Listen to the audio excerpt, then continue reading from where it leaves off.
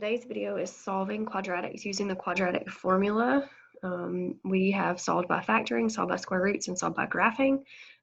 Sometimes those methods don't work, but quadratic formula will always work. It will always give you the correct solutions. So the quadratic formula is x equals negative b plus or minus the square root of b squared minus 4ac all divided by 2 times a. Eventually, you are going to have to memorize this formula and know it. There are some catchy tunes. So if you just Google quadratic formula on YouTube, there's a few folks that would sing this song to you. All right, so anyways, you might need to know that. So let's go ahead and start here and let's identify a, b, and c. So remember, standard form is ax squared plus bx plus c. So we know that our a value is 1, our b value is 3, and our c value is 2. So we're going to take these values and plug into the quadratic formula. All right, so negative b, so I need negative 3 plus or minus the square root, b squared, which is 3, minus 4 times a, and I know a is 1, times c, which is 2, all divided by 2 times a, which is 1. Okay? All right, so then we have to use order of operations to simplify this. So the first thing we need to do is simplify just what's underneath the square root. And I'm going to show you my calculator screen so you can see exactly what to type in. Okay, so we're going to type in parentheses 3 squared minus 4 times 1 times 2. Okay, and that's going to give me 1. So I'm going to put negative 3 plus or minus the square root of 1 over 2. Okay, so the next thing we have to do is actually take whatever's the square root of whatever is there. So square root of 1 is 1. All right, so I'm going to move my calculator so you can see. So negative 3 plus or minus 1 divided by 2. Okay, so we're going to split now into two equations, the plus and the minus. So we have negative 3 plus 1. So negative 3 plus 1, and that's divided by 2. And then we have to do the minus part, negative 3 minus 1 divided by 2. So negative 3 plus 1 is negative 2, and then you divide. Okay, so in your calculator, if you're going to do this in your calculator, which you shouldn't need to on this one, but you're going to do negative 3 plus 1, push enter, and then you have to divide by 2. Okay, so I'm going to get this to be negative 1. All right, negative 3 minus 1 is negative 4, and negative 4 divided by 2 is negative 2. So my x-intercept, or where this graph crosses the x-axis, is at negative 1 and at negative 2. There are your two solutions. Okay, so we're going to do that same process with this problem here, but notice it has to equal 0, and this one does not, so we're going to have to move that over first. So 3x squared plus 4x minus 8 equals 0. Before you define a, b, and c, make sure you move everything over and set the equation equal to 0. So a equals 3, b equals 4, and c equals negative 8. So let's go ahead and plug that into my quadratic formula. So negative 4 plus or minus the square root of 4 squared minus 4 times 3 times negative 8, all divided by 2 times a, which is 3. Okay, so again, we're going to type into the calculator or onto Desmos or whatever you're using this exact thing. Okay, so 4 squared minus 4 times 3 times negative 8, and I'm going to get 112. 4 plus or minus the square root of 112 over 6. Okay, so then you're going to use your calculator or Desmos to find the value of the square root of 112, and it comes out as a decimal number. And so we're going to round this to 2 decimal places. All right, so we're going to have negative 4 plus or minus 10.58 divided by 6. Okay, and now you're going to split into your two equations, just like before. So -4 plus 10.58 divided by 6, and -4 minus 10.58 divided by 6. And we're going to use our calculator again. Okay, so -4 plus 10.58. I push enter, and then I divide by 6. And I'm going to get, and we're going to round this one. Okay, so we're going to round this one, and it's going to be 1.1.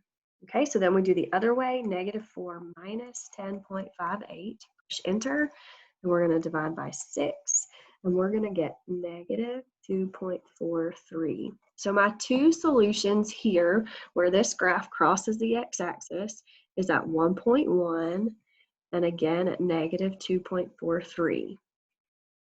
Okay, so we're going to do two more together. See if you can plug in, see if you can find your A, B, and C values and plug into the quadratic formula for number 3. All right, thank you for trying that. A equals 4, B equals -12, and C equals 9. We know the formula says -b, but if it's already negative, that's going to make it positive. So +12 plus or minus the square root. Be sure that you put parentheses around this. Remember, if we don't put parentheses on it, it will give you a negative number. And we know that -12 times -12 is a positive number. -4 times 4 times 9, all divided by 2 times 4. So again, if I get my calculator in over here, right, we're going to have -12 squared minus 4 times 4 times 9, and we're going to get 0. Okay, so we get 12 plus or minus the square root of 0 over 8. I know the square root of 0 is 0, so 12 plus or minus 0 over 8. If I'm adding or subtracting 0, it's really going to go away. It's not going to change it. So I have 12 divided by 8, which reduces to 3 over 2, or 1.5. Okay, whenever you get a 0 underneath it here, you only have one solution. That means that you would have a graph where the vertex is on the x-axis. That's how you would have one solution. Okay, so here's your one solution for this graph. All right, you try number 4. See how far you can get from 4.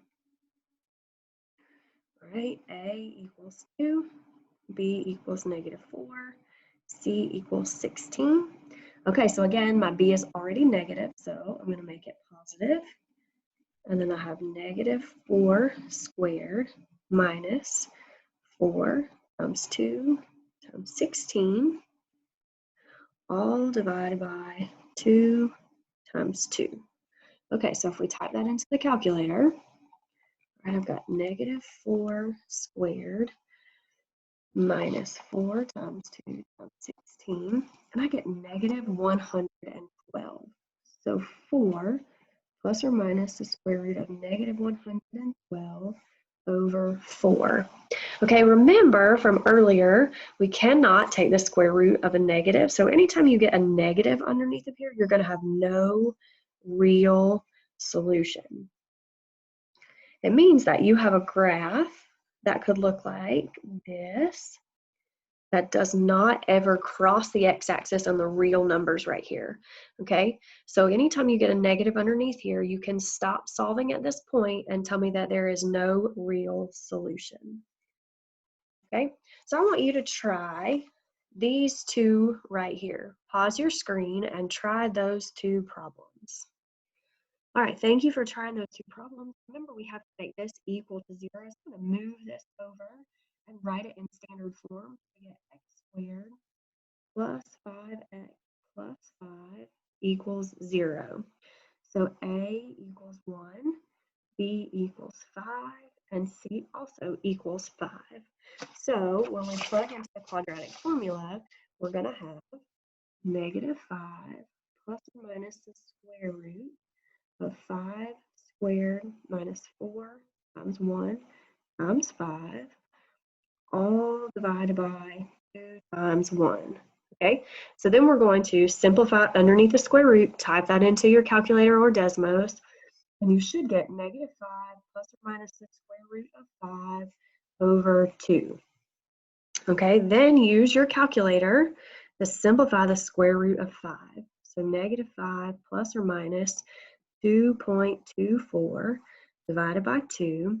And then from here, remember to split into your two equations. So we have -5 plus 2.24 divided by 2 and -5 minus 2.24 divided by 2. And if you do that, you should see that this answer is -1.38 and that this answer right here is -3.62. Okay, so x equals -1.38 and x equals -3.62. The two spots where this graph would cross the x-axis. All right, last one. We have a equals 4, b equals 7, and c equals -15. So if I'm going to plug that in, I'm going to get -7 plus or minus the square root.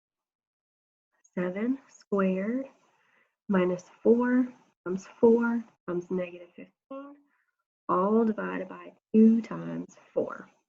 Okay, so I'm going to simplify underneath that square root, type that into the calculator, and you should get the square root of 289, all divided by 8. All right, then type into your calculator the square root of 289, and on this one you get a whole number. You get 17. All right, so then we're going to split into our two equations. -7 plus, -7 plus 17 divided by 8, and -7 minus 17 divided by 8. And if we type this one into the calculator, you get 1.25, and type this one into the calculator, you get -3. So x equals 1.25, and x equals -3. Your two solutions where it crosses the x-axis. And this is solving with quadratic formula, and it always works to solve any quadratic equation.